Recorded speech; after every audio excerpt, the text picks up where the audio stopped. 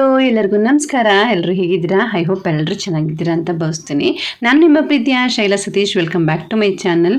ಇವತ್ತಿನ ನನ್ನ ವಿಡಿಯೋ ಬಂದು ನಮ್ಮ ಮನೆ ವರಮಹಾಲಕ್ಷ್ಮಿ ಹೇಗೆಲ್ಲ ಆಯಿತು ಏನು ಅನ್ನೋದನ್ನು ನಾನು ನಿಮ್ಮ ಜೊತೆ ಶೇರ್ ಮಾಡ್ತಾ ಇದ್ದೀನಿ. ಅದಕ್ಕಿಂತ ಮುಂಚೆ ಯಾರೆಲ್ಲ ನನ್ನ ಚಾನಲ್ನ ಸಬ್ಸ್ಕ್ರೈಬ್ ಮಾಡ್ಕೊಳ್ಳದೆ ನೋಡ್ತಾ ಇದ್ದೀರಾ ಪ್ಲೀಸ್ ಸಬ್ಸ್ಕ್ರೈಬ್ ಮಾಡ್ಕೊಂಡು ನೋಡಿ.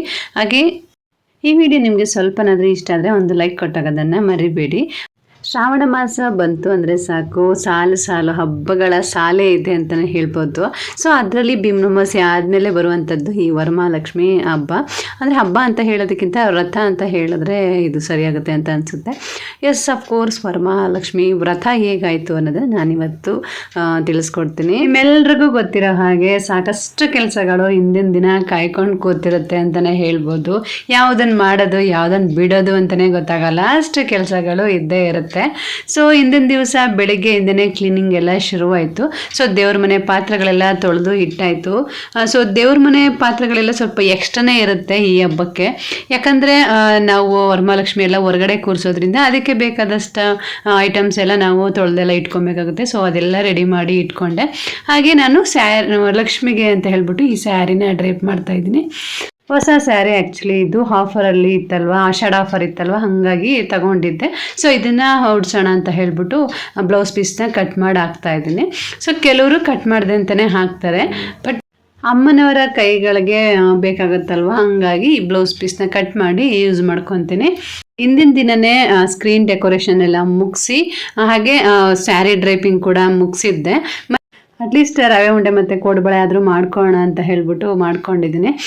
ಸೊ ಆದಷ್ಟು ಬೇರೆ ತಿಂಡಿಗಳನ್ನ ಮಾಡ್ಲಿಕ್ಕೆ ಟೈಮ್ ಇರಲಿಲ್ಲ ಕೂಡ, ಹಾಗಾಗಿ ಅದೇನು ಮಾಡ್ಕೊಳಕ್ಕೆ ಹೋಗಲಿಲ್ಲ. ಹಾಗೆ ಅದಕ್ಕೆ ಒಂದಷ್ಟು ಕರ್ಜಿಕಾಯಿ ಕೂಡ ಕೊಟ್ಟು ಕಳಿಸಿದ್ರು.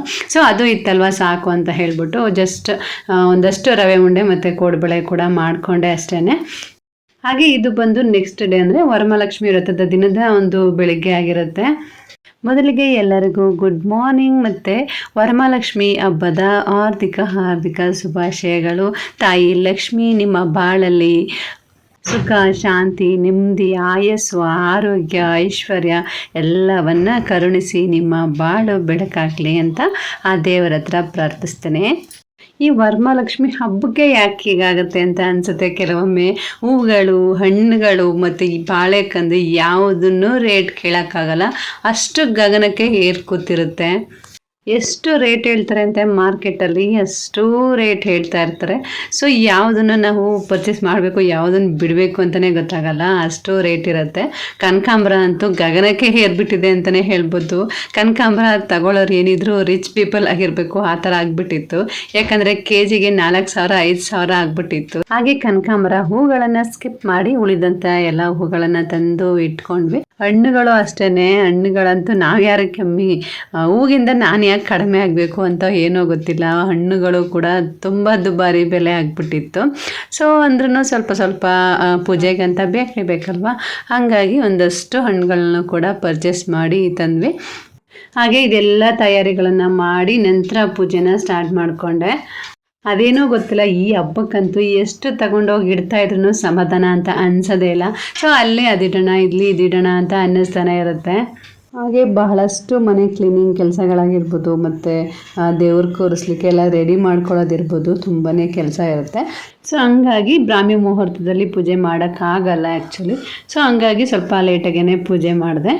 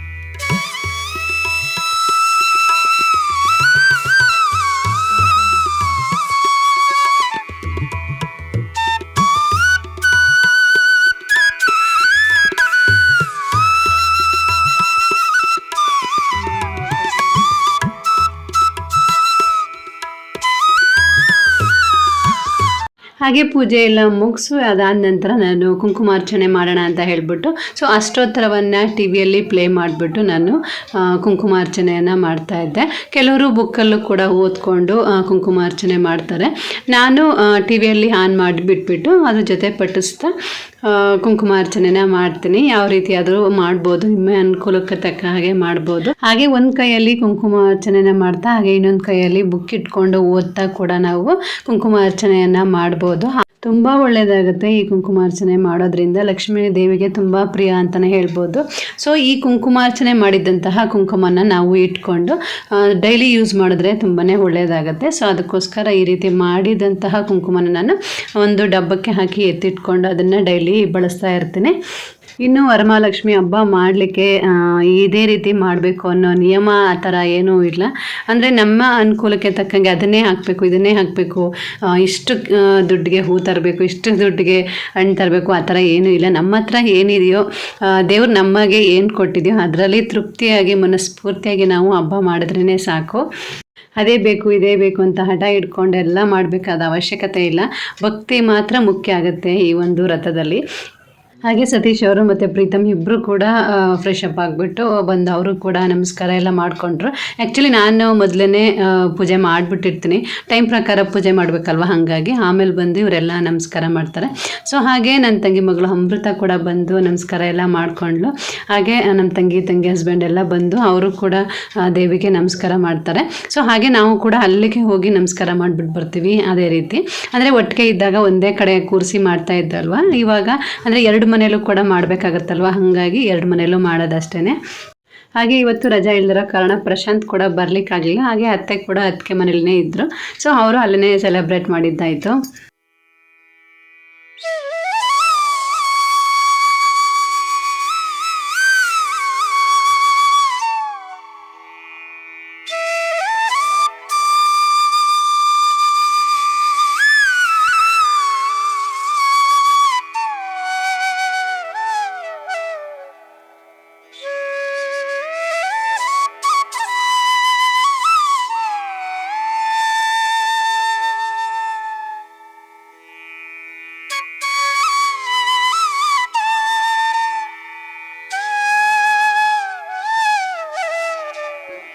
ಹಾಗೆ ಪೂಜೆ ಎಲ್ಲ ಮುಗಿದ ನಂತರ ಸತೀಶ್ ಅವ್ರ ಹತ್ರ ಆಶೀರ್ವಾದ ಕೂಡ ತಗೊಂಡೆ.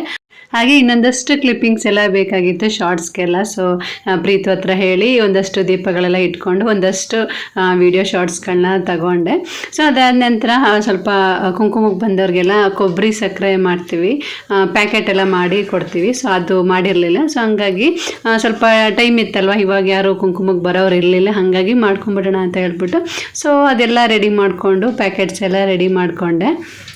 ಹಾಗೆ ನನ್ನ ತಂಗಿ ಮನೆಯಲ್ಲೂ ಕೂಡ ಲಕ್ಷ್ಮೀ ದೇವಿ ಈ ರೀತಿಯಾಗಿ ಕಾಣ್ತಾ ಇತ್ತು, ತುಂಬ ಚೆನ್ನಾಗಿ ಕಾಣ್ತಾ ಇತ್ತು.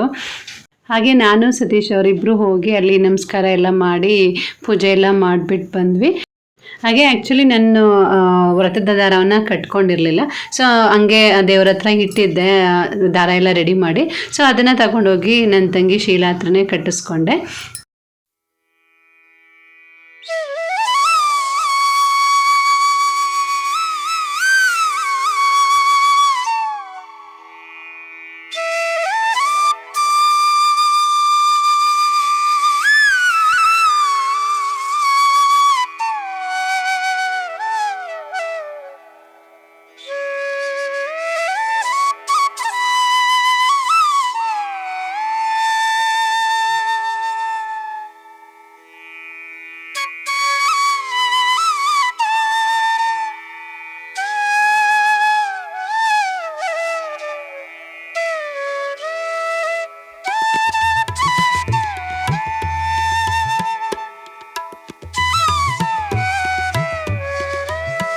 ಹಾಗೆ ಎರಡು ಮನೆಗಳಲ್ಲೂ ಪೂಜೆ ಎಲ್ಲ ಮುಗಿದ ನಂತರ ನನ್ನ ತಂಗಿಗೆ ಕುಂಕುಮ ಕೊಟ್ಬಿಟ್ಟು ನಾನು ಕೂಡ ತಿಂಡಿ ಎಲ್ಲ ತಿಂದೆ. ಅಂದರೆ ಇಲ್ಲಿ ಬೆಳಗ್ಗೆ ಟೈಮ್ ಯಾರೂ ಕುಂಕುಮಕ್ಕೆ ಬರೋದಿಲ್ಲ, ಎಲ್ಲ ಸಂಜೆ ಮೇಲೇ ಶುರು ಆಗ್ತಾರೆ. ಅದಕ್ಕೋಸ್ಕರ ಹಾಗೆ ಅಡುಗೆ ಮಾಡಿಟ್ಬಿಡೋಣ ಅಂತ ಹೇಳ್ಬಿಟ್ಟು ಅಡುಗೆ ಮಾಡ್ತಾಯಿದ್ದೆ. ಸಂಜೆ ಅಂತೂ ಟೈಮ್ ಕೂಡ ಆಗೋದಿಲ್ಲ ಏನೂ ಮಾಡಲಿಕ್ಕೂ. ಸೊ ಹಂಗಾಗಿ ಜಸ್ಟ್ ರವೆ ಉಂಡೆ ಇತ್ತಲ್ವ, ಅದಕ್ಕೇ ಸ್ವಲ್ಪ ಕಡಲೆ ಕಾಳು ಉಸ್ಲಿ ಮಾಡಿದ್ದೆ. ಸೊ ಅದ್ರದ್ದು ಬಸಾಂಬಾರು ಮಾಡಿದ್ದೆ. ಹಾಗೆ ಆ್ಯಕ್ಚುಲಿ ಒಬ್ಬಟ್ಟು ಮಾಡೋಣ ಅಂತ ಅಂದ್ಕೊಂಡಿದ್ದೆ, ಬಟ್ ಶೀಲನೇ ಒಬ್ಬಟ್ಟು ಮಾಡಿದ್ಲಲ್ವ, ಅವಳೇ ತಂದು ಕೊಟ್ಟಿದ್ಲು. ಪ್ರೀತಿಗಂತೂ ಒಬ್ಬಟ್ಟು ಮತ್ತು ರವೆ ಉಂಡೆ ಎರಡು ತುಂಬಾ ಫೇವ್ರೇಟ್. ಹಾಗೆ ಶಾವಿಗೆ ಪಾಯಸ ಮಾಡಿ, ಹಾಗೆ ಹಸಿ ಕಡಲೆ ಉಸ್ಲಿ ಮಾಡಿದ್ದೆ, ಹಾಗೆ ಮಜ್ಜಿಗೆ ಕೂಡ ರೆಡಿ ಮಾಡಿದ್ದೆ. ಸ್ವಲ್ಪ ಲೇಟಾಗಿ ತಿಂದಿದ್ರಿಂದ ಯಾರೂ ಊಟಕ್ಕೆ ಬಂದಿರಲಿಲ್ಲ. ಸೊ ಒಂದು 3 o'clock 4 o'clock ಆದಮೇಲೆ ಎಲ್ಲರಿಗೂ ಊಟ ಎಲ್ಲ ಬಡಿಸಿ, ಅದಾದ ನಂತರ ಮತ್ತೆ ಮುಖ ಎಲ್ಲ ತೊಳೆದು ದೇವರಿಗೆ ದೀಪ ಹಚ್ಬಿಡೋಣ, ಮತ್ತು ಆರತಿ ಎಲ್ಲ ಮಾಡಬೇಕಲ್ವ ಅಮ್ಮನವ್ರಿಗೆ. ಹಾಗಾಗಿ ಮತ್ತೆ ಫ್ರೆಶ್ ಅಪ್ ಆಗಿ ಬಂದವ್ರಿಗೆಲ್ಲ ಕುಂಕುಮ ಕೊಟ್ಟಿದ್ದಾಯಿತು. ಆ್ಯಕ್ಚುಲಿ ಸುಮಾರು ಕ್ಲಿಪ್ಪಿಂಗ್ಸ್ಗಳೆಲ್ಲ ಮಿಸ್ ಆಯಿತು. ಅಂದರೆ ಯಾರೆಲ್ಲ ಬಂದಿದ್ರು ಅವ್ರದ್ದೆಲ್ಲ ಅಷ್ಟೊಂದೇನು ವೀಡಿಯೋ ಮಾಡ್ಕೊಳಕ್ಕಾಗಲಿಲ್ಲ, ಯಾಕಂದರೆ ಸಡನ್ನಾಗಿ ಬಂದುಬಿಡ್ತಾರೆ, ಹಾಗೆ ಕುಂಕುಮ ತೊಗೊಂಡು ಹೊರಟೋಗ್ತಾರೆ. ಸೊ ಅದನ್ನೆಲ್ಲ ನಾವು ವೀಡಿಯೋ ಮಾಡ್ಕೊಂಡು ಕೂತ್ಕೊಳ್ಳೋಕ್ಕಾಗಲ್ಲ, ಜಸ್ಟ್ ನಾವು ಕುಂಕುಮ ಕೊಟ್ಟು ಕಳಿಸ್ಬೇಕಷ್ಟೇ. ಹಾಗೆ ವೀಡಿಯೋ ಮಾಡೋರು ಕೂಡ ಆ ಟೈಮಲ್ಲಿ ಇರೋದಿಲ್ಲ, ಅದನ್ನೆಲ್ಲ ನಾವು ಟ್ರೈಪಾಡ್ಗೆ ಹಾಕ್ಕೊಂಡು ಕೂತ್ಕೊಳ್ಳೋಕ್ಕೂ ಆಗಲ್ಲ. ಹಾಗಾಗಿ ಅದೆಲ್ಲ ಒಂದಷ್ಟು ಕ್ಲಿಪ್ಪಿಂಗ್ಸ್ಗಳನ್ನ ನಾವು ತಗೊಳ್ಳೋಕ್ಕೆ ಆಗಲಿಲ್ಲ. ಸಂಜೆವರೆಗೂ ಆಲ್ಮೋಸ್ಟ್ ಒಂದು 10 o'clockವರೆಗೂ ಇಲ್ಲಿ ಕುಂಕುಮ ತಗೊಳಕ್ಕೆ ಬರ್ತಾನೆ ಇರ್ತಾರೆ. ಸೊ ಅವ್ರಿಗೆಲ್ಲ ನಾವು ಕೊಟ್ಟು ಹೋಗಿದ್ದಾಯಿತು. ಹಾಗೆ ಬೇರೆಯವರೆಲ್ಲ ಕರೆದಿರ್ತಾರಲ್ವ, ಅವ್ರ ಮನೆಗಳಿಗೂ ಕೂಡ ಹೋಗಿ ಹಾಗೆ ಅಲ್ಲೂ ಕೂಡ ಕುಂಕುಮ ಎಲ್ಲ ತಗೊಂಡು, ಅದಾದ ನಂತರ ಅವ್ರ ಮನೆ ಲಕ್ಷ್ಮಿ ಎಲ್ಲ ನೋಡ್ಕೊಂಡು ಬಂದ್ವಿ. ಎಲ್ಲರೂ ಬೇರೆ ಬೇರೆ ರೀತಿ ಕೂರಿಸಿದ್ರು. ಅದೊಂಥರ ಹಬ್ಬದ ಕಳೆ ಏನಿದೆ, ಆ ಒಂದು ವೈಬ್ ಎಲ್ಲೂ ಸಿಗಲ್ಲ. ಈ ವರಮಹಾಲಕ್ಷ್ಮಿ ದಿವಸ ಸಿಗುವಂತಹ ವೈಬ್ಸೇನೆ ಬೇರೆ ಅಂತಲೇ ಹೇಳ್ಬೋದು. ಎಲ್ಲ ಹೆಣ್ಮಕ್ಳು ಅವರವರ ಮಕ್ಕಳ ಜೊತೆ ಅಥವಾ ಹಸ್ಬೆಂಡ್ ಜೊತೆ ಸ್ಕೂಟ್ರಲ್ಲಿ ಮತ್ತು ಕಾರ್ಗಳಲ್ಲಿ ಓಡಾಡ್ತಾನೆ ಇರ್ತಾರೆ ಆ ದಿವಸ ಪೂರ್ತಿ. ಏನಂದರೆ ಒಂದು ಮನೆಯಿಂದ ಒಂದು ಮನೆಗೆ ಹೋಗಿ ಕುಂಕುಮ ತಗೊಳ್ಳೋದೇ ಒಂದು ಸಂಭ್ರಮ ಈ ಒಂದು ಹಬ್ಬದಲ್ಲಿ. ಇದೇ ಒಂದು ಖುಷಿ ಅಲ್ವಾ ನಮ್ಮ ಹೆಣ್ಮಕ್ಳಿಗೆ. ಸೊ ಹೆಣ್ಮಕ್ಳು ಹಬ್ಬ ಅಂತಲೇ ಹೇಳ್ಬೋದು ಈ ಒಂದು ವರಮಹಾಲಕ್ಷ್ಮಿ. ಹಾಗೆ ನಮ್ಮ ರಿಲೇಟಿವ್ಸ್ ಮನೆಗಳಿಗೂ ಕೂಡ ಹೋಗಿದ್ವಿ. ನಾವಂತೂ ಎಲ್ಲರ ಮನೇಲೂ ಕುಂಕುಮ ಹಚ್ಕೊಂಡು ಬರೋವರೆಗೆ ಆಲ್ಮೋಸ್ಟ್ ಒಂದು 10 o'clock ಆಯಿತು. ಅಂದರೆ ಬೇರೆ ನಾವೆಲ್ಲ ಕರೆದಿರ್ತಾರಲ್ವ, ಪೆಂಡಿಂಗ್ ಇರುವಂತಹ ಮುತ್ತೈದೆಯವರು ಸ್ವಲ್ಪ ಲೇಟಾಗಿ ಬರ್ತಾರೆ, ಅಂಥವ್ರಿಗೆ ಸೊ ನಮ್ಮ ಅಮೃತನೇ ಕುಂಕುಮ ಎಲ್ಲ ಕೊಟ್ಟಲು. ಅಂದರೆ ಎತ್ತಿಟ್ಬಿಟ್ಟು ಹೋಗಿರ್ತೀವಿ ಎಲ್ಲದನ್ನು ಕೂಡ.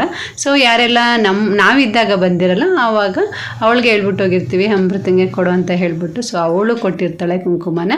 ಸೊ ನಾವು ಬರೋವರೆಗೆ ಆಲ್ಮೋಸ್ಟ್ ಒಂದು 10 o'clock ಆಯಿತು. ಅಂಜಲಿ ಯೂಟ್ಯೂಬ್ಗೆ ಹೇಳು. ಅಷ್ಟು ಮಾತಾಡ್ತೀಯ, ಕ್ಯಾಮ್ರಾ ಮುಂದೆ ಹಿಡಿದ ತಕ್ಷಣ ನಿಲ್ಲಿಸ್ಬಿಟ್ಟೆ.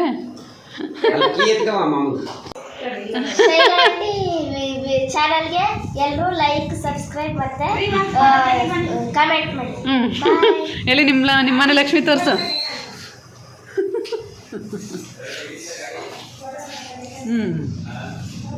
ನೈಸ್.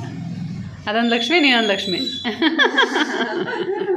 ಹಾಗೆ ಇವಳು ಬಂದು ಅಂಜಲಿ ಅಂತ ಹೇಳಿ ನನ್ನ ಒಂದು ವೀಡಿಯೋಸ್ ನೋಡಿದ್ರೆ ಅವಳಿಗೆ ತುಂಬ ಖುಷಿ. ಸೊ ಹಂಗಾಗಿ ಅವರ ಅಪ್ಪ ಅಮ್ಮನ ಜೊತೆ ಹೇಳ್ತಾನೆ ಇರ್ತಾಳೆ, ಶೈಲಾಂಟಿ ವಿಡಿಯೋ ಹಾಕಿದ್ದಾರೆ ನೋಡಿ ಚೆನ್ನಾಗಿದೆ ಅಂತೆಲ್ಲ ಹೇಳ್ಕೊಂಡು ಹೇಳ್ತಾ ಇರ್ತಾಳೆ. ಸೊ ಅವಳಿಗೆ ನನ್ನ ವೀಡಿಯೋಸ್ ಅಂದರೆ ತುಂಬಾ ಇಷ್ಟ. ಸೊ ಹಂಗಾಗಿ ನನ್ನ ವೀಡಿಯೋಸಲ್ಲಿ ಬರಲಿಕ್ಕೂ ಕೂಡ ಅವಳಿಗೂ ಇಷ್ಟ ಆಗುತ್ತೆ. ಸೊ ಅದಕ್ಕೋಸ್ಕರ ಒಂದು ವೀಡಿಯೋ ಮಾಡ್ಕೊಂಡಿದ್ದೆ ಅಷ್ಟೇ. ಸೊ ಬಂದು ಊಟ ಮಾಡಿ ಮಲಗೋವರೆಗೆ ಸಾಕಾಗೋಯ್ತು. ಇವತ್ತೆಲ್ಲ ಪೂರ್ತಿ ಓಡಾಡಿದ್ದಾಯಿತು. ಹಾಗೆ ಹಿಂದಿನ ದಿವಸ ತಯಾರಿಗೂ ಕೂಡ ಓಡಾಡಿದ್ವಲ್ವ, ಹಾಗಾಗಿ ತುಂಬಾ ಟಯರ್ಡ್ ಫೀಲ್ ಆಗ್ತಾ ಇತ್ತು. ಅಂದ್ರೂ ಏನೋ ಒಂಥರ ಖುಷಿ, ಯಾಕಂದರೆ ಕುಂಕುಮಕ್ಕೆ ಅಂತ ಹೋಗಿದ್ದಲ್ವ ಹಂಗಾಗಿ. ಹಾಗೆ ಒಂದಷ್ಟು ಜನ ಹೊಸ ಪರಿಚಯ ಕೂಡ ಆದರು. ಸೊ ಹಾಗೆ ಆಂಟಿ ಹೋಗ್ತಿದ್ರಲ್ವ, ಅವ್ರ ಜೊತೆಗೆ ಹೋದಾಗ ಅವರು ಕೂಡ ಕುಂಕುಮಕ್ಕೆ ಕರೀತಾರಲ್ವ, ಹಾಗಾಗಿ ಹೊಸ ಫ್ರೆಂಡ್ಸ್ ಕೂಡ ಆದರು. ಹಾಗೆ ಅವರು ಕೂಡ ನಮ್ಮ ಮನೆಗೂ ಬಂದು ಕುಂಕುಮ ಎಲ್ಲ ತಗೊಂಡ್ರು. ಹಾಗೆ ನನ್ನ ಈ ಒಂದು ವರಮಹಾಲಕ್ಷ್ಮಿ ವ್ರತದ ವಿಡಿಯೋ ನಿಮಗೆ ಏನು ಅನ್ನಿಸ್ತು ಅಂತ ಕಮೆಂಟ್ ಮಾಡಿ ತಿಳಿಸಿ. ಸೊ ಇದಾಗಿತ್ತು ಇವತ್ತಿನ ನನ್ನ ಲಾಗ್. ಐ ಹೋಪ್ ನಿಮಗೆಲ್ಲ ಈ ವಿಡಿಯೋ ಇಷ್ಟ ಆಗಿದೆ ಅಂತ ಭಾವಿಸ್ತೀನಿ. ಇಷ್ಟ ಆಗಿದ್ರೆ ಪ್ಲೀಸ್ ಲೈಕ್, ಶೇರ್, ಕಮೆಂಟ್ನ ಮಾಡೋದನ್ನು ಮರಿಬೇಡಿ. ನಿಮ್ಮೆಲ್ಲರ ಹಬ್ಬ ಹೇಗಾಯಿತು ಏನು ಅನ್ನೋದನ್ನು ಕಮೆಂಟ್ ಮುಖಾಂತರ ತಿಳಿಸಿ.